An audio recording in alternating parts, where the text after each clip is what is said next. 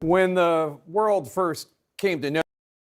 And there we have it. A Hasanabi head, friend of the show, Chelsea Manning, on Jake Tapper's broadcast. Chelsea Manning in 2010. She was just 22 years old, an Army intelligence analyst and a whistleblower who shook up everything we thought we knew about U.S. wars in Iraq and Afghanistan. She leaked hundreds of thousands of classified documents to WikiLeaks. Now, to some, Manning is a hero. To others, she's a traitor. But after serving 7 years in a military prison, including time in solitary, she was granted freedom when then-President Obama commuted her sentence in 2017. Chelsea Manning is now trying to reclaim the narrative about why she did and what she did in a new memoir titled ReadMe.Text.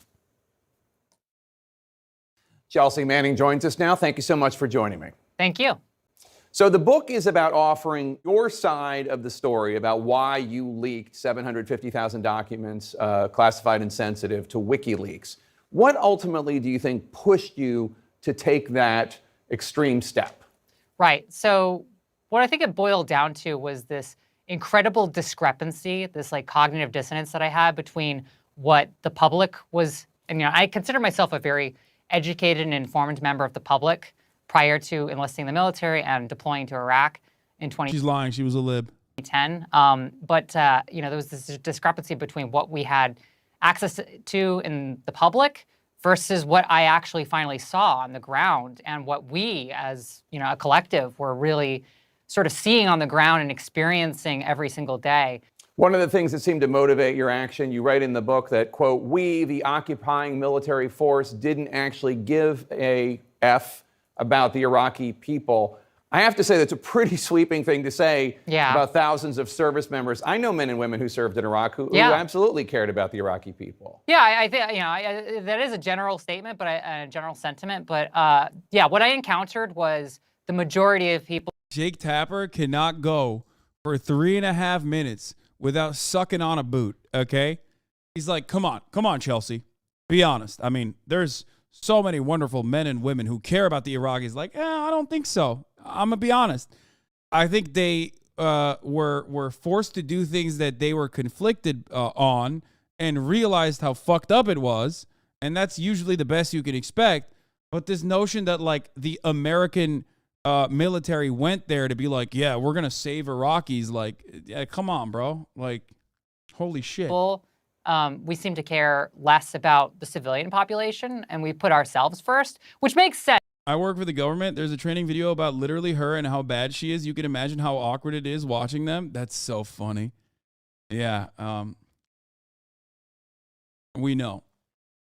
I mean, I know. Personally, I know how the American government is not too fond of Chelsea for, for what she did. To an extent. But I also got the sense that even whenever we were saying that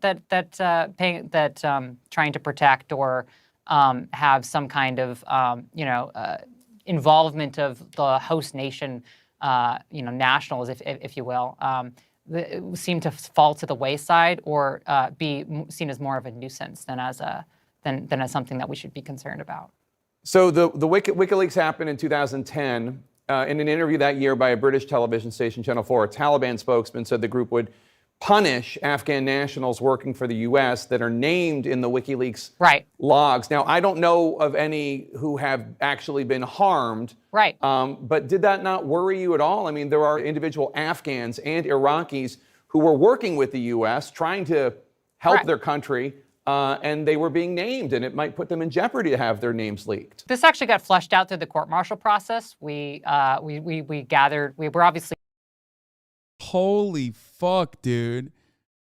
He can't, dude, this is a book release, right? It's supposed to be a puff piece, but Jake can't fucking do it. Jake literally is like, well, why don't you consider all the brave Iraqi men that were working with the American security forces? Like, that's really fucked up. They were. Holy shit, dude. That's wild. Chelsea has more bravery in her fucking pinky than Jake Tapper will ever be able to gather in his entire life, okay? Unironically tortured by the American government for the brave actions that she engaged in. And here you have this fucking dickhead literally trying to make snide remarks about her brave actions, okay, that expose the truth, that goes against the narrative that Jake has so desperately tried to craft about all of America's supposedly justifiable and just and righteous wars. Like, remember, what she leaked, okay, for those of you who don't know, because a lot of you were young, you probably were, not aware of what the fuck was going on in the world. One of the things that she leaked was American security forces literally fucking killing journalists on the ground from a helicopter, okay? Straight up ripping journalists on the ground with machine gun fire, okay? Civilians.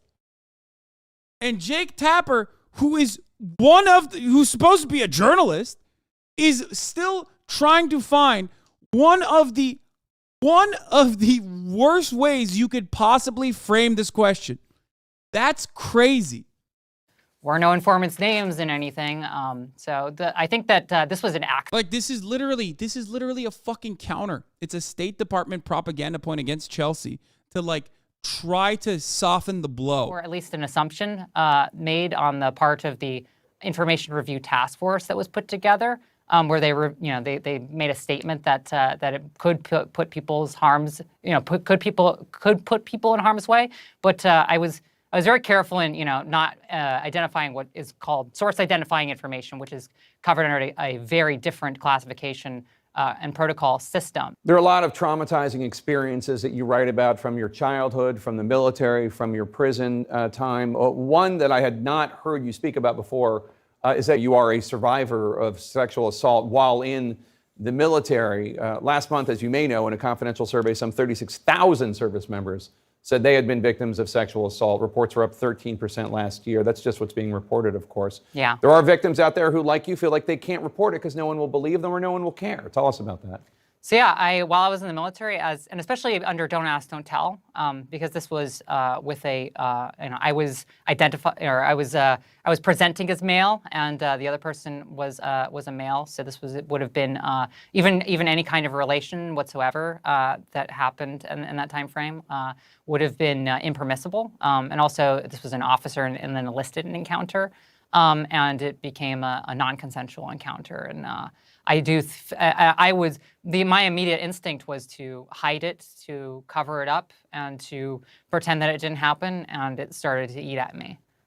I'm so sorry that happened. You dedicate this memoir to trans kids. Over the past year, we've seen a lot of legislation about trans kids. I'm wondering what you would say to any of the lawmakers introducing these bills, keeping trans kids from the bathrooms they want to use or being who they are, what you would say to these lawmakers. I have less of a message for the lawmakers and more of a message to the kids, which the lawmakers can hear if they so choose, which is that, we've faced reactionary waves, reactionary attacks against the queer and trans community throughout history, whether it be the HIV and AIDS pandemic, whether it be under the Reagan administration with Anita Bryant and moral majority. We've faced this before, and I faced, my own, Who is this? She's slaying. Sort of reactionary rollbacks before in my own life. That even regardless of what the law says, you are valued as a human being. You're valued as a person, and we have survived these kinds of things and progressed past these things, even whenever things do get rolled back. So even though I do expect that rollbacks will continue. Chelsea, you did great in spite of Jake Tapper's incessant bootlicking and I would say desperate pleas to still make you look bad. You did a great job. Continue. I hope to bring at least some light into thinking about the future and the optimism that I have towards getting past this, because we've survived as a community. All right, Chelsea Manning, thank you so much. Thank you, Jake. Good evening and welcome to Tucker Carlson Tonight.